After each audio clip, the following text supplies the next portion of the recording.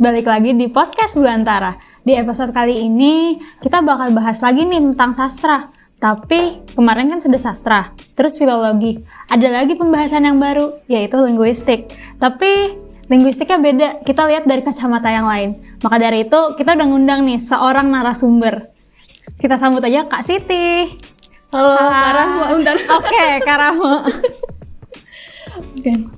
Jadi mau gimana nih? Panggilnya Kak Siti, Kak Rahma ya? Oke. Bisa dijelasin dulu nggak sih? Dikenalin lah ke teman-teman Belantara, siapa sih Kak Rahma itu? Oke. Halo guys, namanya siapa? Belantara. Belantara. Oke, halo teman-teman Belantara. Perkenalkan, nama aku Rahma. Lengkapnya Siti Rahmawati Hidayah, mahasiswa Sastra Indonesia semester 8. Masih 8. Semester akhir. Jadi kesibukannya itu ya sama seperti anak-anak mahasiswa akhir ya, Helen ya. Skripsi ya. Betul itu. Meskipun cuma skripsi doang kayak naik turun emosinya tuh sangat-sangat banyak gitu ya. Harus nunggu dosen, revisi dan sebagainya, itu cukup ya menguras. Pasti semua orang pasti sangat aduh skripsi, pasti sangat takut. Tapi kita bahas dulu kali ya tentang pengalaman kakak ke belakang nih. Oh boleh, yang mana tuh? Aku tuh dapat info.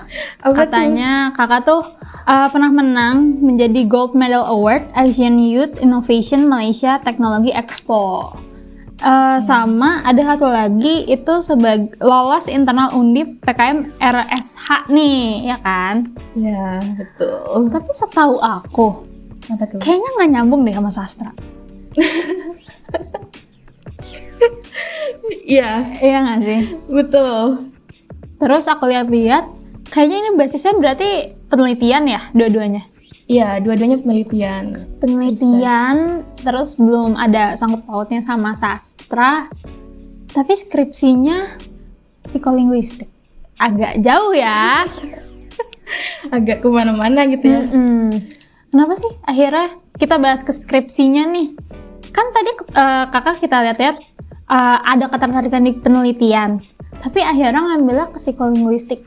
Kenapa akhirnya milih itu gitu loh, padahal background ke belakangnya tuh bukan tentang itu kayaknya. Ya betul, jadi emang dulu tuh awalnya skripsi tuh bukan psikolinguistik.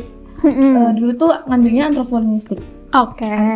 Jadi udah ngambil data tuh pas KKN. Nah jadi teman-teman nih yang udah ngambil data pas KKN bisa sekalian ngambil data. Jadi pas selesai KKN bisa tuh nyicil buat skripsi gitu kan. Nah tapi kedarullahnya ada data aku yang bermasalah. Jadi filenya tuh korup gitu dan nggak bisa dibenerin lagi kan.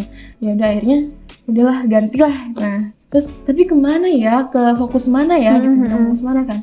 Nah akhirnya pas selama liburan kemarin tuh mikir kayak nggak tahu kenapa akhirnya terarahkan ke psikolinguistik. Karena ini sih, karena sebenarnya psikolinguistik ini cukup dekat dengan aku. Oke.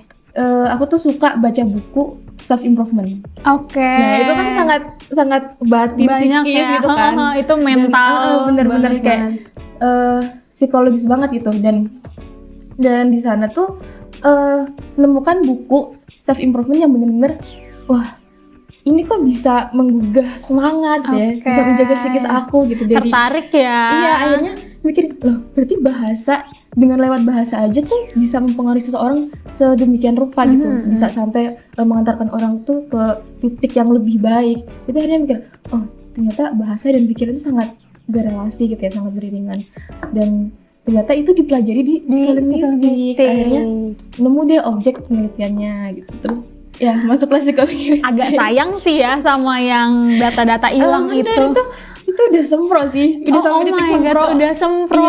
Iya. Itu nyesek sih. Harusnya udah selesai nih gak deh. Aduh. Tapi akhirnya bisa move on ya, ganti ke psikolinguistik. Langsung kayak udah langsung ganti gitu daripada pusing terus. Tapi ini nih. Ini awam ya. Karena kan aku juga masih semester awal nih. Kan psikolinguistik itu psikologi sama linguistik. Cuma aku belum dapet nih maksudnya. Sebenarnya psikolinguistik tuh jadinya apa sih? Psikologi atau linguistik atau gimana, Kak? Jadi psikolinguistik ini tuh ilmu bahasa yang dia tuh membahas juga berkaitan dengan psikologis seseorang. Nah itu lebih ke bagaimana, ini topiknya ya, Ya. di sana tuh bisa membahas bagaimana anak itu memperoleh bahasa. Oh, I see. Terus bagaimana hubungan antara otak dan tuturan kita, bahasa gitu. Terus sebenarnya banyak lagi gitu. Dan berkaitan juga tentang tadi kan, tentang hal gitu.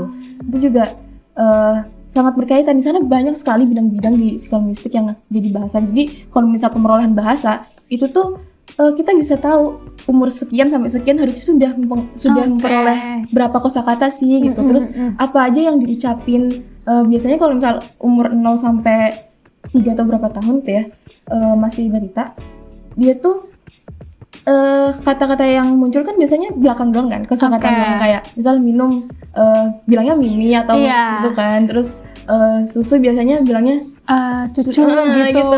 Itu bisa masih diteliti, cadel. bisa diteliti di psikolinguistik ini. Berarti lebih ke perkembangan, terutama ke perkembangan gimana anak berbahasa ya, gimana manusia berbahasa dari kecil sampai gede gitu ya. Iya, betul. Dan bisa gimana otak tuh memproduksi bahasa dan bahasa itu sendiri. Buat teman-teman nih yang ini disclaimer ya, buat yang nggak tahu linguistik dulu, linguistik tuh lebih belajar tentang tata bahasa ya Kak, berarti tentang bagaimana kita berkomunikasi dan tata bahasanya seperti itu. Berarti kalau psikolinguistik itu yang menyangkut psikologis kita sendiri tapi di dalam berbahasa ya, lebih fokusnya. Oke, aku juga sempat nih baca Kakak tuh pernah jadi founder ya? Founder Pahamin. Ya itu salah satu project sih. Dulu tuh kita jadi latar belakangnya itu tentang bagaimana si anak ini suka terpapar dengan kosakata yang kasar gitu, dan merujuk pada kosakata seks gitu. I see. Itu tuh aku tuh ngeliat pas penerjunan suatu volunteer gitu yang mengajar, itu di sana nggak cuma aku tapi yang lain juga merasakan kok gini ya, kasar banget ya, padahal masih kecil. Gitu. Nah akhirnya kan bisa aja anak itu terbiasa dengan kata-kata tersebut gitu, dan itu jelas mempengaruhi perilaku kepribadian si anak nantinya gitu. Dan akhirnya tercetuslah kita paham itu berdasarkan dari situ ya, akhirnya otaknya itu kita bikin sebuah pencerdasan mengenai sex education agar anak-anak tuh meskipun mereka sering mendengar seperti itu kata-kata kotor, kita harus ngadain edukasi gitu sama mereka bahwa oke, ini jangan sampai kata-kata itu menjadi hal yang normal bagi mereka dan akhirnya menjerumuskan mereka ke arah hal-hal yang jelek itu tadi. Berarti masih tentang seputar bahasa ibu nih, bahasa dari kecil nih. Berarti anak kecil itu benar-benar yang kayak kita nggak boleh dong kayak ngomong kasar ataupun berlaku yang negatif, dia bakal niru dong. Bener banget, itu tuh sangat pengaruh. Jadi anak itu ya teman-teman, kalau misal dia tuh pas lahir aja dipertemukan pertama sama ibu. Apa tuh namanya kalau misal ditaruh di dada itu? Iya, yang abis baru lahir yang anaknya nangis langsung ke ibunya itu kan. Iya, langsung. Nah, itu kan berarti menandakan bagaimana anak itu sangat dekat gitu kan ya, berarti. sama ibu gitu. Nah, bagaimana bahasa ibu akhirnya bisa mempengaruhi pribadi dan perilaku anak-anak. Karena tadi anak itu hampir 24/7 itu sama ibu. Iya, pasti. Iya kan? Ada yang bilang ibu itu madrasatul ula atau sekolah pertama, tempat belajar anak itu pertama. Nah, ketika ibunya itu juga bisa berinteraksi dengan anaknya dengan menggunakan bahasa-bahasa yang positif, itu tentu pasti akan mempengaruhi anak itu. Nah, ada yang namanya di otak kita itu ya. Kalau kata dosen aku tuh ada namanya LAD. LAD itu suatu alat yang ada di otak kita, fungsinya itu penerima dan memproduksi bahasa. Nah, LAD ini akan terbentuk berdasarkan latar belakang kita. Latar belakang itu maksudnya tadi lingkungan kita, bagaimana kita tumbuh di lingkungan itu, kemudian orang tua kita impuls yang didapetin dari anak itu nanti gimana, itu sangat mempengaruhi di lingkungan itu sih. Jadi penting banget. Berarti parenting sepenting itu ya. Teman-teman harus parenting nih, sebelum punya anak parentingnya harus mateng ya. Betul. Iya. Tapi nih, kan kita kecil, bahasa ibu lah sangat mempengaruhi. Sebenarnya itu ngaruh nggak sih Kak sampai ke dewasa? Karena kan istilahnya memang ibu tuh yang pertama kan, tapi kan setelah itu kita ada pendidikan-pendidikan selanjutnya yang pasti mengajarkan yang positif lah, begitu. Itu masih sengaruh itu sampai dewasa? Masih, tentu. Karena tadi LAD itu secara tidak sadar nggak sadar ya, itu akan mempengaruhi gimana tindakan kita ke depannya gitu. Gimana pribadi dan karakter kita ke depannya. Nah, kalau misal ketika kita tumbuh pun berada di lingkungan yang baik, itu alhamdulillah gitu ya, bisa terjaga. Nah, belum lagi ketika nanti dihadapkan dengan lingkungan yang mungkin kurang baik lah, agak toksik atau gimana gitu ya, itu bisa aja sih terpapar. Tapi ketika LAD kita kuat, insya Allah ya bakal bertahan. Justru yang benar-benar dari awal, dari kecil dia tumbuh tuh udah bisa lah, kalau gede udah bisa mana yang baik, mana yang benar. Jadi kayak ngelihat itu justru kita bisa menghindari kayak gitu kan. Cuma ngomong-ngomong tentang berbahasa kasar ya, itu kalau misalnya ada orang yang memang tuturnya mohon maaf kurang enak gitu, kasar karena lingkungan dan segala macam faktor, tapi ada juga yang emang baik. Itu tuh mencerminkan nggak sih yang kayak, kan ada anggapan-anggapan nih Kak yang kayak dia ngomongnya kasar pasti anaknya nggak bener kayak gitu.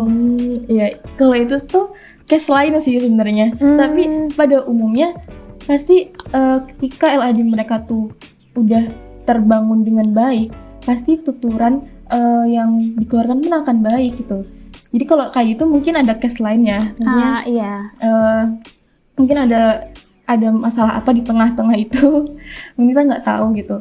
Pasti, tapi kalau misalnya LAD kita bagus itu dan yang ditangkap oleh kita juga bagus, itu pikiran dan tuturan itu akan saling bersangkutan gitu. Karena ya tuturan itu ya apa yang kita pikirkan sebenarnya. Gitu.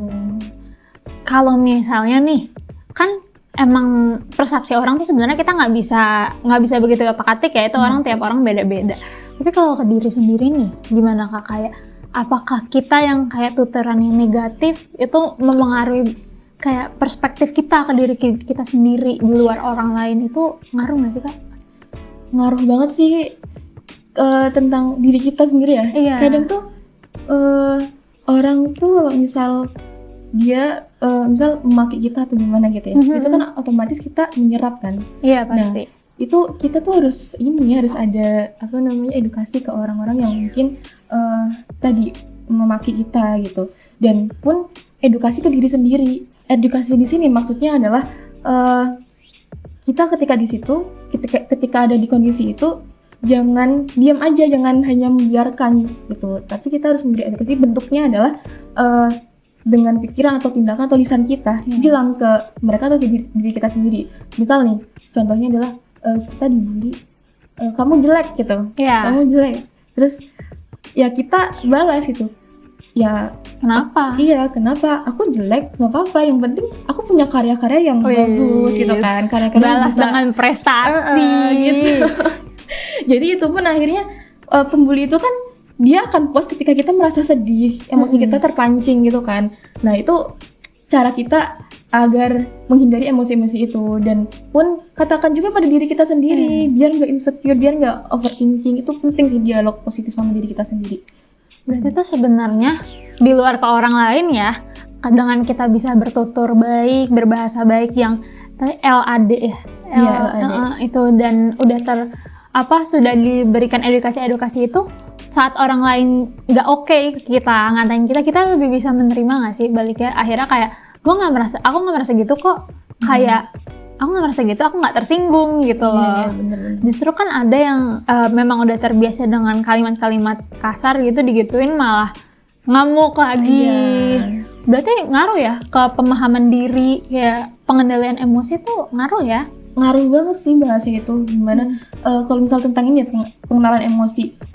Kalau teman-teman tahu di psikolog itu kan mereka kalau terapi itu adalah menulis sama menggambar biasanya kan. Oh iya. Ada salah satu gitu. Nah, tapi ini kalau misal menulis itu kan kita journaling gitu kan bentuknya, journaling. Nah, itu tuh biasanya psikolog-psikolog itu meminta kita menulis apa yang dirasakan hari itu. Yang dipikirkan ya, kayak diaries.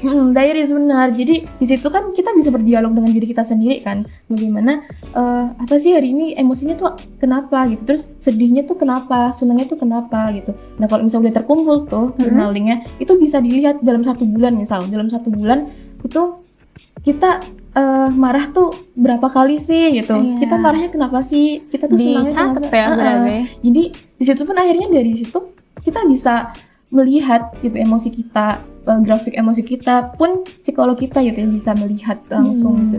Itu sih akhirnya bisa memahamkan diri sendiri dan orang lain juga bisa tahu dari situ. Bahkan teman-teman yang nih, teman-teman belantara nih yang kayak kenapa ya aku sedih mulu, marah mulu, coba dicatat deh. Jadi kayak skalanya tuh tahu ya. Benar. Bahkan banyak nggak sih orang-orang yang di luar tanganan psikolog ini juga mereka nulis diary untuk melampiaskan apa aja yang terjadi di hari itu, dan nggak mesti negatif. Kadang yang bahagia juga ditulis ya, dicurahkan. Semua emosi-emosi itu kan gak cuma marah kan. Iya. Entah itu sedih, senang itu juga emosi lah masuknya gitu. Manusia tuh emosinya banyak banget loh guys, bener sebanyak itu. Jadi kayak kita harus kayak ngerasain. Terus ada juga kala-kala maunya aduh pengen cerita, ada kan dipendem tuh nggak enak, akhirnya bisa diomongin ataupun lihat buku yang tadi jurnal dan diaries gitu kan.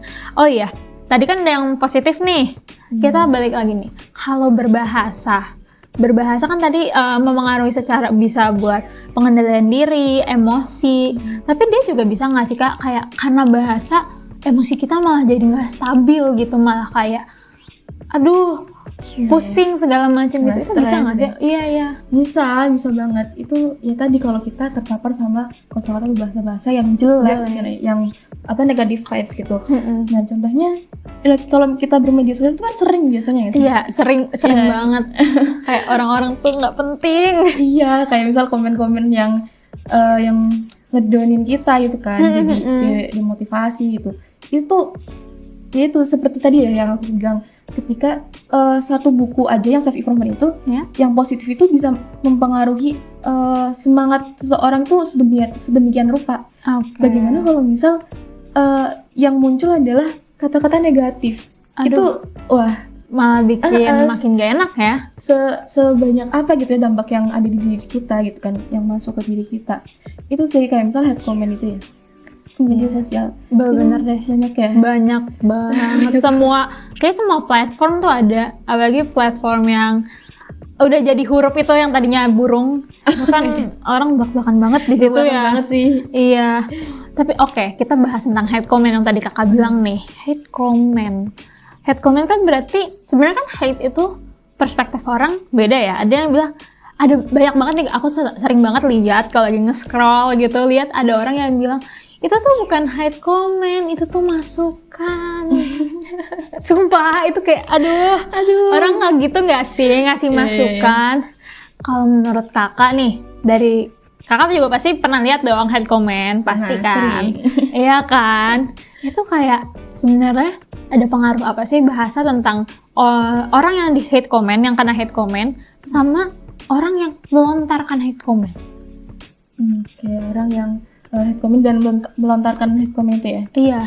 Jadi kadang tuh ini nggak sih, orang-orang yang melakukan hate comment tuh punya pikiran yang singkat gitu. Mereka nggak mikir secara panjang ketika mereka melakukan hate comment itu tuh bakal berdampak gimana sih ke orang lain gitu kan.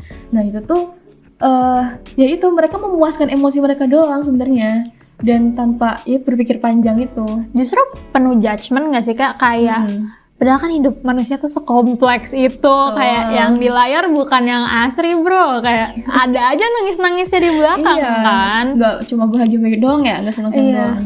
Dan itu nggak mesti orang famous ya, kadang ada juga yang sebenarnya nobody gitu, kayak bukan yang famous tapi kayak di-upload tiba-tiba viral gara-gara hate comment, yang viralnya negative way gitu loh. Banyak gara-gara banget itu ya, komen-komenan jelek iya.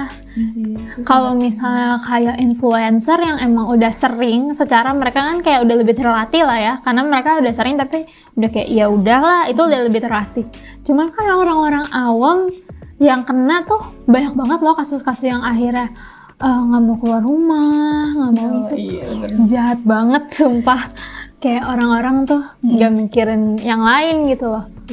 Cuman tentang yang melontarkan hate comment itu, sebenarnya yang melontarkan hate comment itu berarti rata-rata orang yang belum teredukasi dari bahasa juga nggak sih? Iya, betul sih. Lebih kayak gini, mungkin gimana mereka itu menggunakan bahasa itu gitu kan, penggunaan bahasanya gitu. Kadang orang-orang yang hate comment itu, dia tuh apa ya namanya, cuma mikirin diri sendiri dan Iya. dan mungkin ini juga salah satu faktornya kenapa mereka akhirnya melontarkan hate comment itu kestabilan emosi sih. Jadi apalagi teknologi sekarang itu kan Itu cepet banget ya, semua cepet banget. dan bisa menyentuh semua lapisan masyarakat kan, Iya. dari anak kecil, bocil itu. Bahkan itu loh Kak, kayak aku baru baca-baca artikel ada sebuah film nih di bioskop horor yang ngebahas tentang pokoknya kejadian seksual ada yang nggak enak gitu. Terus banyak yang hate comment, awalnya banyak yang kritis nih karena katanya ini filmnya tuh dari trauma almarhum yang nggak bagus. Cuman ada juga yang gara-gara komen ini jadinya naik, akhirnya kasusnya dibuka lagi. Tapi ada lagi yang hate comment lagi. Ngapain dibuka sih? Jadi rame aja. Itu tuh kayak orang tuh sumpah di sosial media tuh bener-bener ceplas-ceplos banget. Iya, padahal kan itu sih kurangnya edukasi mereka ya. Jadi, pertama tuh menurut aku ya kurangnya pemahaman mereka tentang literasi digital, di mana mereka tuh pemahaman mengenai penggunaan yang digital di media sosial itu kurang gitu. Sedangkan kenaikan akses itu tuh makin mudah, makin cepat, makin mudah. Sekarang juga nggak sih Kak yang kayak masih 5 tahun, 6 tahun. Nah, aduh, aku zamannya tuh belum ada, HP belum ada, pakai HP yang cuman kayak kecil segini doang. Sekarang anak kecil tuh udah bisa main berbagai banyak platform. Banyak banget sih. Itu kemarin dapat cerita tuh, ternyata temen aku tuh dia kan punya akun TikTok kan. Iya. Waktu ini masa kampanye. Itu panas sekali. Nah, itu salah satu platform, ternyata mereka saling debat. Ternyata setelah diteliti yang mereka tuh debatnya tuh sama bocil. Iya sih. Pantesan dengan kosakata itu mereka kayak belum ada kematangan emosi untuk melakukan itu gitu kan. Akhirnya udah terpancing dan ya yang keluar adalah aturan kotor itu. Justru balik lagi ya ke orang tuanya, gimana mereka mengizinkan, gimana pendidikan orang tua tentang bahasa. Soalnya aku juga nemuin bahkan aku nggak, asalnya bukan dari Semarang, aku aslinya Jakarta. Iya, bahkan istilahnya kan Jakarta tuh pusat ya, ibu kota gitu. Masih banyak banget Kak yang anak-anak yang kayak teriak gitu di jalanan yang ngomong kasar, itu banyak banget Kak, masih aja. Itu kan balik lagi ke orang tua ya. Bukan mau ngebebanin orang tua ya, cuman gimana pun orang tua ke anaknya tuh harus bisa mendidik. Punya peran penting bagi anaknya. Oke, kalau tentang edukasi bahasa nih, kalau menurut Kakak, kita kan tadi bahas orang tua harus itu. Sebenarnya edukasinya tuh yang enak, yang bisa diterapin tuh gimana sih edukasi bahasa? Edukasi bahasa di lingkungan keluarga berarti ya? Keluarga boleh. Oke. Menurut aku ini sih. Jadi balik tadi yang sistem LAD itu, ketika orang tua itu memberikan lingkungan yang positif, misal dia memberikan kasih sayang yang cukup gitu, terus penggunaan bahasa-bahasa yang oke gitu di keluarga, dan mengedukasi kalau misal nggak boleh lo berkata kasar kayak gini, nggak boleh lo ngomongin orang jelek-jelek gitu. Itu tuh bakal, karena orang tua kan sangat dekat ya sama kita. Iya, pasti. Itu ketika terus-menerus ditanamkan, itu pasti akan melekat sama diri anak itu gitu. Berarti yang paling penting tuh adalah edukasi dari kecil banget, sama keluarga tuh seberpengaruh itu tentang bahasa. Sebenarnya tapi ada nggak sih kasus-kasus menurut Kakak nih, bisa nggak sih kayak misalnya anggap saja keluarganya konotasinya tuh negatif gitu, memang keluarganya tidak baik gitu. Bisa nggak sih seorang pribadi yang kecil ya konotasi yang keluarganya tidak mendukung seperti itu, kasar. Tapi akhirnya di dewasa dia memperbaiki diri menjadi tutur yang halus tuh, ada nggak ya? Bisa sih, karena menurut aku ya pemrograman bahasa itu mungkin yang utama itu keluarga, tapi masih ada yang lain yang bisa mempengaruhi. Contohnya dari instansi pendidikan. Oke. Makanya instansi pendidikan itu sangat penting gitu untuk menanamkan bagaimana cara berbahasa yang positif gitu, berbahasa yang baik dan benar gitu, yang bijak gitu. Nah itu makanya kalau misal kita lihat di misal bahasa apa gitu, banyak asas-asas gitu, itu kan pasti bahasa dan sikap itu kan selalu beriringan kan. Iya. Nah, makanya pendidikan karakter itu di sekolah-sekolah itu sangat penting. Harus gitu. banget Dan, ya. termasuk kan penggunaan bahasa itu juga termasuk dalam sikap itu tadi kan. Itu sih pentingnya itu. Kalau kita yang udah mulai dewasa bisa lah ya bedainnya. Cuma anak kecil kan mau diajarin apapun di SD kayak gitu, di STK, kalau balik lagi ke rumah ngeliat orang tuanya ngomong gitu kan susah juga ya Kak, pasti tetap niru pasti kan. Tadi aku udah nanya-nanya nih tentang sisi psikolinguistik dan segala macem. Tapi aku mau nanya dong, kan Kakak lagi skripsi. Iya. Terus skripsi Kakak tuh ngambil psikolinguistik apa sih? Kenapa ngambil? Maksudnya kayak tentang apa? Lebih fokus kemana? Lebih fokus ke ini sih, bagaimana tuturan itu tuh. Jadi kita bisa baca seseorang, pribadi seseorang atau kondisi psikis seseorang dari tuturannya. Jadi objeknya itu tuh tentang video di channel YouTube, talk show gitu loh. Nah itu tentang keliruan dan siapan. Jadi, apa itu? Jadi kalau misal kita bilang ketika kita berbicara itu kan pasti ada kayak gini nih. Apa? Kayak jeda-jeda, gestur-gestur gitu ya. Terus ada suara misal bunyi terus kata fatis kayak gitu. Tadi contohnya iya. Kita kebiasaan nggak sih kayak gimana kayak gini, kayak gitu ya. Terus apa namanya? Nah, itu tuh yang dikaji. Terus kalau lidah itu ini belibet ngomongnya. Iya. Aku lumayan sering tuh belibet kayak gitu. Ya, masih agak susah. Iya, itu emang kayaknya setiap orang pernah ya mengalami itu. Tapi pernah nggak sih Kak yang kayak kita lagi kelas nih, misalnya lagi kelas, kayak udah latihan nih mau presentasi, mau ngomong ini lancar, nyampe depan masih nggak sih, masih ada bingung-bingung. Nah, itu bisa juga dari psikis. Nah, berarti kan itu ada faktor psikologinya kan. Iya. Mereka si penutur itu gugup atau mungkin lagi dalam tekanan. Itu bisa dikaji dari cara ngomongnya, cara bicaranya. Pribadi itu sendiri dengan psikologisnya tuh ngaruh banget ya, berarti dengan bagaimana dia berkomunikasi. Berarti orang-orang yang kayak artis-artis atau nggak usah artis deh, kayak dosen-dosen yang di depan kelas tuh, dia tuh benar-benar udah menangani kegugupannya dan lancar. Jam terbang untuk bicaranya beda. Udah nggak bisa. Tapi bisa lah ya kita pelajarin pelan-pelan gitu bisa, untuk menjadi lebih. Kalau misalnya kita sering, dan jam terbang itu sih yang bikin latihan ya. Lancar bicara. Iya sih. Kalau buat tutur kata itu.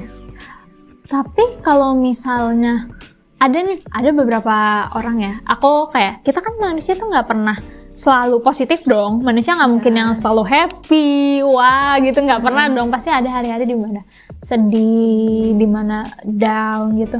Itu ngaruh nggak sih, maksudnya kayak gimana tanggapan Kakak tentang orang-orang yang kalau lagi down tuh bisa sifatnya berubah dengan cara ngomongnya berubah gitu loh. Ada loh, aku lihat-lihat dari pengalaman nih, ada yang kayak kalau lagi happy tuh sebenarnya happy aja, kayak normal-normal aja. Cuma kalau misalnya lagi kayak randomly nggak oke gitu, pasti gampang banget marah, tiba-tiba gampang banget nangis, kayak bertuturnya tuh nggak enak juga. Itu gimana sih Kak? Itu tuh sebenarnya bahasa itu kan ini kan salah satu saran ekspresi seseorang manusia gitu kan. Nah makanya ketika seseorang sedang mengalami sedih, marah atau gimana, itu pasti akan tergambar di tuturannya gitu, karena ya itu bentuk ekspresi mereka gitu. Karena tadi pikiran hati juga itu saling ngaruh banget dan, ya. Iya, dan objeknya adalah ke bahasa yang dituturkan. Kelihatan dia lagi nggak oke nih, kayak dengan dia cuman kayak biasanya ngomong iya kenapa pagi, tiba-tiba kayak pagi gitu, oh iya kenapa nih, jangan diganggu dulu, senggol bacok. Iya, senggol bacok nih hari pertama nih. Berarti cara kita bertutur dari linguistik ini, kita belajar cara bertutur itu sebenarnya banyak banget ya faktor yang mempengaruhi, kayak salah satunya psikologi si penuturnya itu tersendiri, bagaimana kita menerima bahasa dari orang lain yang bisa mengganggu psikologis itu sendiri, sama bahkan tadi kajian yang nggak sempat kakak ambil yang antrop linguistik itu juga kan berarti di luar psikologi juga banyak dong, ada antropologi, linguistik dan masih banyak lagi. Apa sosiologi? Iya, sosiolinguistik, sosiologi. Itu banyak banget. Antropologi itu juga. Bahkan ada itu loh, aku kan emang belum sedalam itu ya, tapi aku pernah belajar pengantar linguistik nih. Ada juga yang ngebahasnya salah satunya tuh apa? Yang kedokteran itu yang iya dari linguistik gitu loh. Ada yang kayak pembahasan linguistik tapi salah satu unsur ekstrinsiknya gitu lah pokoknya. Itu kayak banyak banget. Kayaknya deh, aku kurang ingat, agak lupa ya guys. Tapi benar-benar unsur intrinsik bahkan lebih banyak dari unsur ekstrinsik tuh lebih banyak lagi, bahkan apapun tuh bisa jadi unsur ekstrinsik dari si linguistik itu sendiri kan. Luas banget sih. Kita kan kalau misal kuliah kan kita makin spesifik ya sama iya pasti. Tapi makin dalam kok makin menyempit ya. Tapi emang dari situ akhirnya kita mikir loh, ini emang luas banget. Masih satu bidang aja tuh udah banyak banget ya pengaruhnya. Banyak banget, apalagi bidang-bidang ilmu yang lain tuh.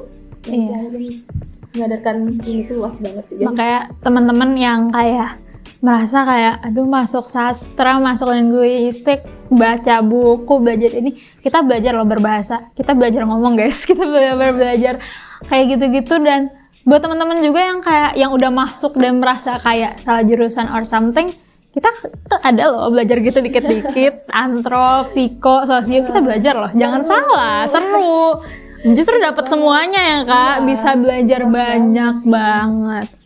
Oke, ini kita ambil kesimpulan nih buat teman-teman yang mungkin aduh panjang ya, bahasa sebenarnya tuh panjang ya. Kita ngambil kesimpulan, menurut kakak nih, sepenting apa kita memiliki keterampilan berbahasa? Penting banget. Nah apa? Penting banget. Jadi bahasa itu kan salah satu unsur budaya ya. Dan budaya itu kan artinya itu kebiasaan yang diturun-temurun masyarakat. Oke. Nah, artinya kebiasaan itu kan berarti keseharian kita. Oke. Dan betul emang keseharian kita tuh nggak bakal lepas dari namanya bahasa kan. Pastilah, pasti. Iya, karena bahasa kan alat komunikasi. Itu penting banget. Nah, ya kita tiap hari pasti membutuhkan komunikasi. Itu tuh penting banget. Apalagi kalau misalnya dikaitkan dengan misalnya kalau yang sekarang deket sama aku ya. Aduh. Apa nih? Ya. Nextnya kalau misalnya udah lulus kan kerja. Oke. Itu. Nah, apalagi kalau misalnya udah masuk kerja itu kan ada wawancara dulu. Pasti. Nah, itu bisa dilihat tuh bagaimana first impressionnya itu jadi tuturan biasanya. Selain dari penampilan, itu tuturan ya. Dan bisa dilihat kepribadian seseorang dari tuturan itu. Kenapa bisa dilihat? Gini, kalau aku pernah baca jurnal tentang bagaimana seseorang itu bertutur dan memberikan ciri khas kepribadiannya. Ciri khas tersendiri setiap individu gitu. Misal orang yang di pesisir pantai, itu kan mereka ngomong itu cenderung keras, suaranya keras. Oh iya ya. Iya, dan agak apa ya? Mungkin memilih kosakata yang banyak serapan gitu. Serapan? Karena itu banyak kayak budaya luar yang kayak berdagangnya ke sini ke pesisir pertama ya. Iya, aku juga sempat jalur perdagangan. Kan lewatnya kan pesisir, pantai laut gitu kan. Iya. Nah, sedangkan kenapa orang-orang di sana akhirnya bisa mendapatkan serapan yang banyak karena itu. Dan akhirnya itu bisa mencerminkan juga kepribadian si individu yang ada di sekitarnya ya. Itu tuh mereka berarti karena sering ketemu orang baru, berarti mereka gampang adaptasi kan? Oh iya, berarti mereka udah lebih terbiasa dibanding orang-orang yang nggak di pesisir, yang lebih masyarakatnya homogen berarti ya. Makanya akhirnya bahasa itu bisa mencerminkan lingkungan seseorang, kepribadian seseorang, bahkan latar belakang seseorang. Identitas ya justru. Di luar dari dia menuturkan, bahkan kan bahasa yang dia tuturkan juga identitas dia gitu. Bahasa tuh bahkan kayak ada stereotip yang kayak orang Sumatera tuh ngomongnya lebih kencang. Orang Jawa apalagi kayak bagian Solo, Jogja tuh lebih lembut, halus, kemayu. Ada kan yang kayak gitu-gitu. Itu kan ya, itu faktor lingkungan kan, faktor mereka tinggal dan tumbuh di mana. Iya sih, identitas ya, berarti identitas banget. Ini pertanyaan pribadi sih, boleh lah sedikit ya. Yang tadi kakak bahas kantor dan HRD dan semacamnya, itu kan berarti kita harus bertutur kata yang baik gitu kan. Sebenarnya yang baik tuh kayak gimana sih kak? Yang itu yang gimana ya? Bukan yang kayak nggak ngomong kasar ya, itu kan kayak kita bisa lah, itu jelas lah nggak boleh ngomong kalimat-kalimat binatang dan segala macam tuh jelas. Cuma gimana caranya kita bertutur baik yang bukan cuman ngomongnya baik tapi oh dia tuh enak ngomongnya, oh dia tuh baik. Karena kan ada juga yang kita misalnya baru ketemu orang, gak suka deh dia ngomongnya kayak gitu. Ada kan, yang baik tuh gimana ya? Sebenarnya aku juga belum pernah ya wawancara untuk kerja karena belum lulus kan. Iya, masih struggling guys. Calon lulus tahun depan lah ya. Amin. Nah, semester ini. Nanti tahun depan tinggal yudisium ya, tinggal lulus di Muladi dong. Doanya aja deh. Amin. Cuma kalau misalnya tutur yang baik gitu ya, ini yang menarik gitu kali ya. HRD itu menggunakan bahasa korporat. Itu apa, ketawa bisnis. Oh iya pak. Gitu biasanya. Aku juga kurang tahu ya, karena emang belum mengalami dan belum persiapan belum ke sana gitu. Harusnya udah, tapi masih nggak apa-apa, pelan-pelan. It's okay. Kita kelarin dulu satu-satu. Iya, kan, nggak apa-apa, stoikisme nggak apa-apa. Ya. Mungkin ini ya, biar nggak dipandang ngeselin. Biasanya orang-orang yang piknik itu kan kayak meninggikan diri sendiri nggak sih? Iya, tapi tentang diri sendiri. Tapi sombongnya tuh meninggikan dirinya tuh bukan yang sebenarnya bisa ditinggikan gitu loh. Iya. Jadi orang sebel. Itu kan ngeselin gak sih? Iya. Jadi sebenarnya berbahasa tuh konteks ya.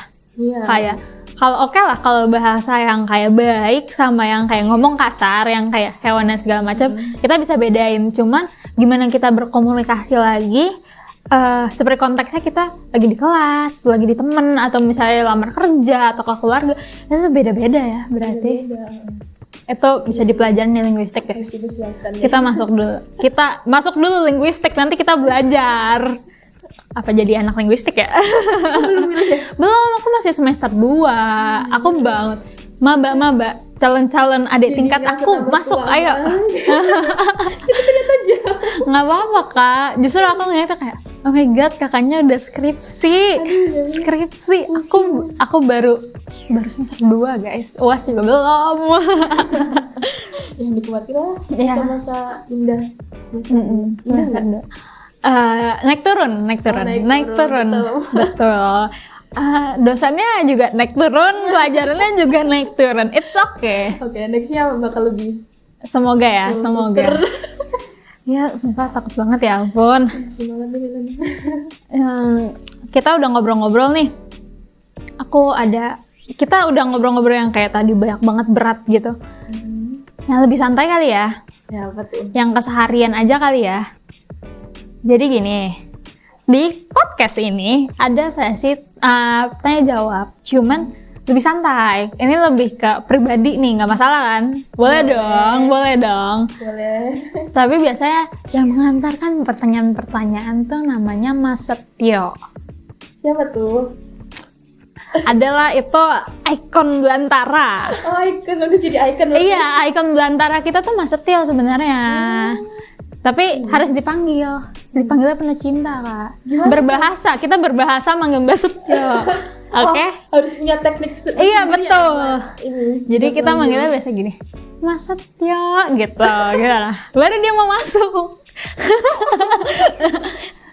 Bantuin aku ya, kita bareng-bareng ya. 1, 2, 3. Mas Setio. Wow. Waduh, Kostumnya keren makasih. banget. Iya kan, kita. Apa tuh temanya? Temanya apa nih Mas Setio? Jawa. Maksudnya dari Jawa. Oh. Jawa tapi Jawir gak ya? Makasih ya Mas Setio. Kita punya kotak. Wah, apa tuh? Jadi di sini ada pertanyaan. Nggak tahu sih kakak mau jawab berapa? 3 mau nggak? 1 lagi. 2 dah tengah. Udah pas banget ini buat kakak doang. Yang lain 3. Kan? 3 mau ya? Ya udah. Ya udah. Tapi ngacak ya. Merem dulu. Merem dulu merem. ngambilnya. Oh, Ngambil yang merem. ngambil? Iya, kakak yang ngambil. Ya udah. Merem ya. Udah, nih. Ambil 1 dulu. 1 terus dibacain. 1 dulu. Oke. Oke. Bahasa apa yang pengen kakak pelajarin buat saat ini? Bahasa apa ya? Asing boleh, daerah boleh, bebas. Sebenarnya pengen bahasa Korea sih. Aduh. Popers. Jadi informasi aja nih. Kemarin tuh kan ada kelas ini kan? Korea. Iya, Korea. Nah, itu aku daftar. Oh iya. Tapi nggak lolos. Oh ya ampun. Gara-gara itu nggak tahu kalau misal ada pretest. Ada pretest. Sedangkan nol banget nih, cuma basic. Baru mau belajar justru ya. Iya, suka nonton drama doang gitu. Oke. Basic itu doang kayak Aku juga lagi. iya gitu. Aku juga lagi pas lihat, aduh, aku baca nih, aduh, daftar gak ya? Pretest, gak jadi. Maaf, gak bisa. Iya. Padahal di poster kan ini kan apa namanya? Nggak ada informasi pretest dulu ya. Ternyata pas pendaftar itu udah banyak banget. Akhirnya Ada pretest. sekolah pretest dan ya modal belajar 1 minggu. Nggak bisa. Bacanya juga belum bisa guys. Hangulnya nggak bisa guys. Nggak bisa guys, kita belum belajar Belum. aksaranya. Bisa belajar, nanti kita belajar kali ya. Boleh kita ngobrol-ngobrol di belakang, kita belajar bahasa. Karena semua bahasa tuh sebenarnya bahasa selalu digunakan. Jadi kayak di luar bahasa Indonesia, sastra Indonesia bisa belajar apa aja. Mau bahasa apa aja tuh ayo aja gitu kan. Iya, betul. Oke. Terus sih bahasa. Kita Kalau punya duit ya iya, nggak apa-apa. private sendiri. Berarti skripsi dulu, terus kerja, duitnya Betul. ada, Korea kita. Betul. Oke. Lagi Tutup nih. matanya. Ini emang Oke. isinya 3 ya? Enggak. Isinya 4. Suka duka jadi anak linguistik. Suka duka jadi anak linguistik. Berarti ngambil dari semester 5 kan berarti ya? 6 nggak sih? Pemilihan peminatan? Kayaknya 5 deh. Lupa. Aduh, Udah lama kok. Nggak apa-apa. udah pusing sama skripsi. Nggak apa-apa, udah dilupakan. kenangan-kenangan. Lupakan guys. Apa ya linguistik tuh? Sebenarnya bukanya itu tuh lebih ke tugas ya. Tapi menurutku buat semuanya sih Semuanya? sebenarnya. Iya kan? Semuanya kok. Tugas. Cuma ada salah satu tugas yang benar-benar bikin pusing. Itu Apa namanya tuh? Dialektologi. Apa tuh? Dialektologi itu kita memetakan dialek tiap bahasa yang ada di daerah kita. Daerah sendiri berarti? Kalau misalnya aku tuh dulu tuh bahasa apa kan? Karena aku dari Tegal. Oke. Itu kita compare, jadi kenapa biasanya misal kalau bahasa Jawa itu kan lara sama loro itu kan beda kan? Lara itu kalau di Tegal itu sakit. Suara itu sakit. Nah kalau loro itu kan kalau di bahasa Jawa yang prong itu kan biasanya ada sakit sama 2 kan artinya. Oke. Nah, itu kita bisa Oh ya, loro 2 gitu. Oke. gitu. Jadi di sana kita mengamati gimana fonem-fonem itu bergeser gitu. Guys, ada yang ngerti fonem. Kalau memang sudah belajar, kita ngomongnya gitu. Fonem, sintaksis. Betul, morfem. Betul. Nah, itu. Kepo mau belajar? Masuk Sasindo Undip. Masuk linguistik. Masuk dulu ya, Kak, baru belajar. Betul. Nah itu terus di sana tuh kita disuruh bikin petanya, persebaran Peta? kosakatanya. Ya ampun. Jadi kayak kalau di Tegal, satu kota Tegal gitu. Iya, satu daerah. Jadi Oh my God. nanti dikasih tuh garis kata kayak ini daerah sini yang menggunakan kosakata ini, terus daerah ini yang menggunakan kosakata. Tuh banyak banget kita bikin petanya. Karena tergantung data kosakata kita yang mengalami perbedaan itu berapa gitu. Banyak banget itu akhirnya untungnya aku tuh bisa desain kan. Akhirnya bisa bikin peta digital. Bisa bikinnya ya. Itu membantu banget sih. Emang keahlian digital tuh benar-benar sangat dibutuhkan sekarang. Iya, kita semua harus bisa guys. Di luar prodi apapun, Betul. apapun bisa dipelajarin guys. Gak apa-apa, pelan-pelan. Iya. Itu sih. Terus sukanya ya? Suka. Sukanya tuh ini ternyata bahasa itu hal-hal sepele kayak tadi ya. Pendidikan aku tuh sebenarnya hal-hal yang biasa aja nggak sih, yang tiap hari Kayak tuh orang bilangnya ada kayak kan? itu di bagian Tegal setiap orang ngomong itu tiap hari kan. Iya kan, kayak misal tadi senjata dan peluru itu kan setiap orang Iya, kan ada, tapi iya. ternyata itu bisa diteliti gitu loh. Ternyata itu ada yang lebih advance-nya lagi, lebih rumitnya lagi. Kayak, oh ternyata ini juga bisa dikaji Mhm. dan sederhana itu gitu kita bisa mengkaji. Oke. Jadi bahasa itu kan ya itu sangat erat sama kita. Iya pastilah, semua orang berbahasa, apalagi manusia tuh makhluk sosial ya, pasti berbahasa. Makasih loh udah mau datang ke Belantara, udah bahas-bahas sama aku. Tapi sebelum kita akhiri nih, bener-bener sebelum kita akhiri, kita punya slogan. Apa tuh? Jadi slogan kita adalah kuliah sastra, lulus mau jadi apa? Itu keren sastra. Iya, itu sastra banget kan. Dari Kita bisa jadi apa aja loh guys, kita bisa jadi apa aja. Jangan resah masuk sastra. Tapi kita sering diremehkan. betul. Makanya kita make fun of, kita sarkas ini. Jadi nanti aku bilang Ada kuliah lagunya sastra. gitu kan? Iya, ada lagunya. Kalian kepo kan? Kepo kan? masuk Masuk sastra. sastra. Sastra Indonesia udah masuk Iya. sini. Betul. Nanti aku bilang kuliah sastra. Nanti jawab beramai-ramai, lulus mau jadi apa? Gitu. Oke. Oke. Yang semangat ya. Yang semangat ya. Oke. Oke. Kuliah sastra, lulus mau jadi apa?